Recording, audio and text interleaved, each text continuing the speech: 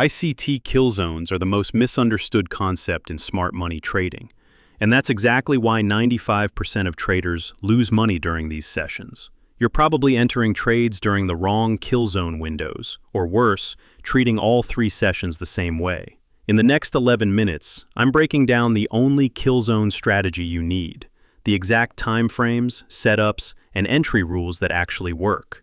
No fluff, just what moves the market. In this video, I'm going to break down what killzones are, why they matter, how to use them in your trading, and why they're especially important if you trade intraday.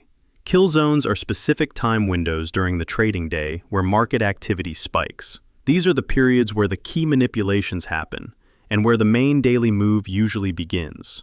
There are 4 major killzones: the Asian session, the London session, the New York session, and the London close. These windows tend to create the cleanest setups and give you the best timing for hitting your targets.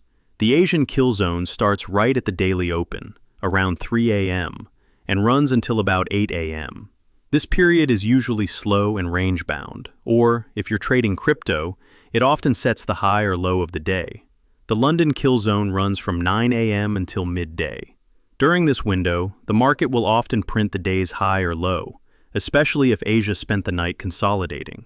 You can also expect corrective moves into premium zones during a bearish market, or into discount zones during a bullish market. This usually happens when Asia has already set the day's high or low. Sometimes, during the London killzone, price simply consolidates. This is especially common in crypto. When that happens, we don't force trades. We wait for New York to open. The New York killzone runs from 2 p.m. to 5 p.m. During this window, we often see a corrective move into premium or discount zones, followed by a continuation of the current trend. It's less common for the market to set the high or low of the day here, but it does happen, usually when London spent the entire morning stuck in consolidation. A sideways market during New York is extremely rare, and typically only shows up when London made a strong, impulsive move that tapped a major area of interest.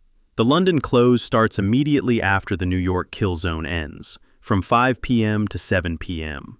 Price action during this period is almost entirely determined by what happened during the earlier sessions. More often than not, we see a pullback against the main daily trend, which usually means a move into premium or discount territory. This window can also print the day's high or low. In some cases, the extreme of the daily trend forms right here, followed by a retracement that continues all the way into the next day's open. If the market starts consolidating during this period, we simply stop looking for trades. And keep in mind, all the times I'm mentioning are in GMT +3. If you're in a different time zone, make sure to adjust them to your local time. Here's what a standard buy-side profile looks like.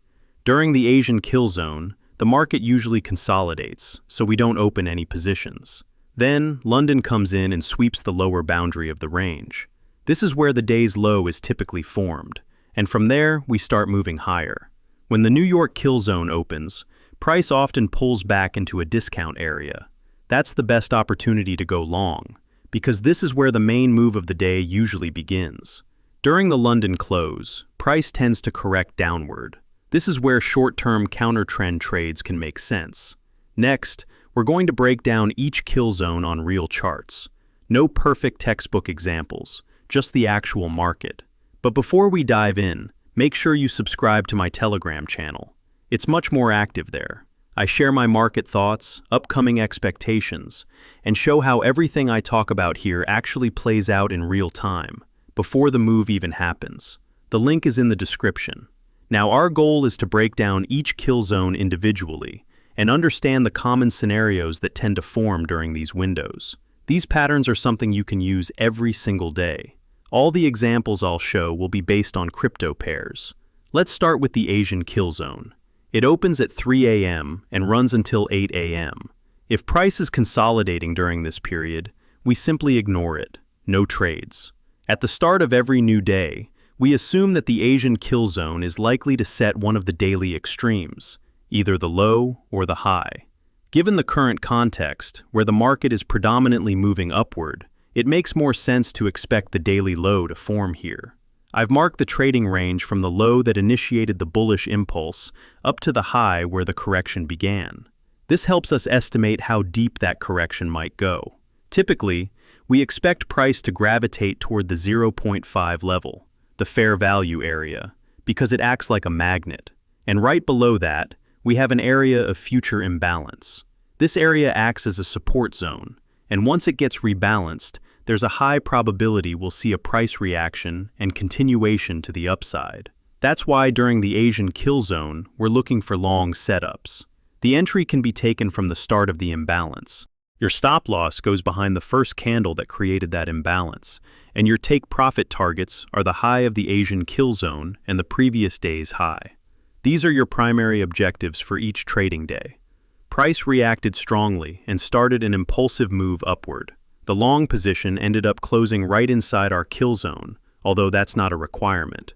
The main move can easily unfold later during London or New York, and that's completely normal. The key takeaway here is that the Asian Killzone formed the low of the day, after which the bullish trend continued. That kind of setup creates a very straightforward opportunity.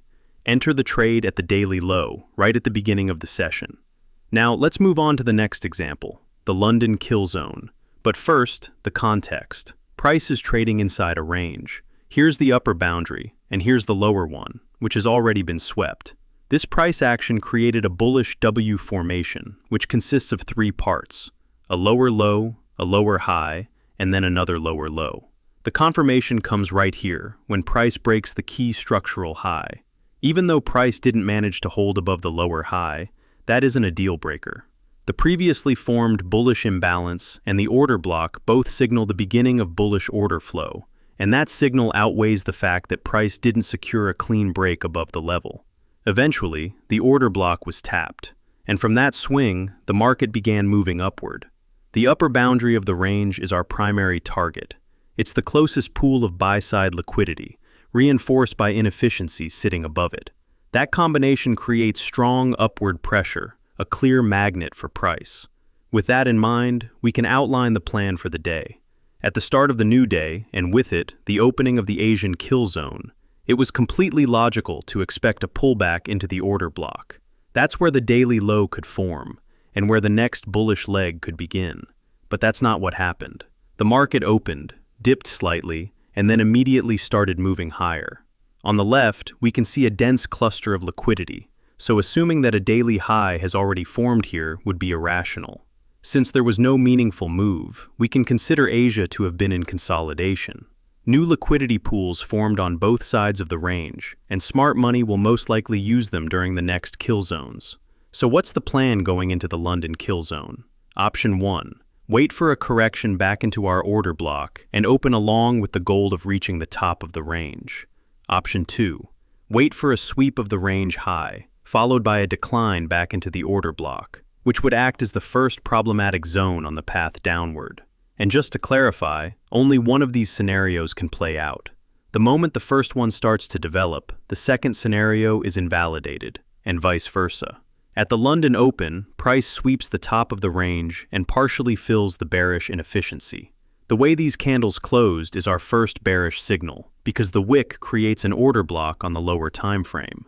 That's the area we'll use to look for a short entry. We use the 15-minute time frame as the main reference for spotting intraday trades. Here's what our order block looks like. It gets engulfed by the next candle, and by 10:30 we had a clear opportunity to enter. The limit order is placed at the start of the order block. The stop loss goes above its high. That's the level that invalidates the block if broken. The take profit is placed at the low of the Asian Killzone and at the boundary of the support zone positioned below it. This setup gives us a 1-to-3 risk-to-reward ratio, which confirms it's a high-quality entry. We also see a bearish imbalance forming and being confirmed, another valid entry point if you missed the first opportunity. And here's the full completion of the move, with the trade closing within the same day. Notice as well how the previously mentioned imbalance gets fully filled before the drop continues. As a result, the London Killzone ends up forming the high of the day after sweeping the Asian Killzone's extreme. Setups like this are simple and repeat frequently, something you can rely on daily. In the next example, the Asian Killzone forms the daily low. That means that during London, we'll expect a correction into a discount area, into the OTE zone. The trading range is defined from this low up to the current high. Our key support zone is the breaker block. It's measured from the swing's extreme to the low of this candle. Below it, we have an order block, along with several areas of inefficiency, 1, 2, and 3. This tells us that there are multiple levels where we can expect a reaction during the upcoming correction. That's more than enough context to justify looking for a long position. The entry is placed on the retest of the breaker block. The aggressive stop loss goes right underneath it. Take profit targets are the nearest high, the one that started the correction, and the FTA level slightly above it. The risk to reward comes out to almost 1 to 4. A great setup. A more conservative approach is placing the stop loss below the order block. This cuts the R to R nearly in half, but gives you a much higher win rate over time. The choice depends entirely on your trading style. Let's look at how the setup played out.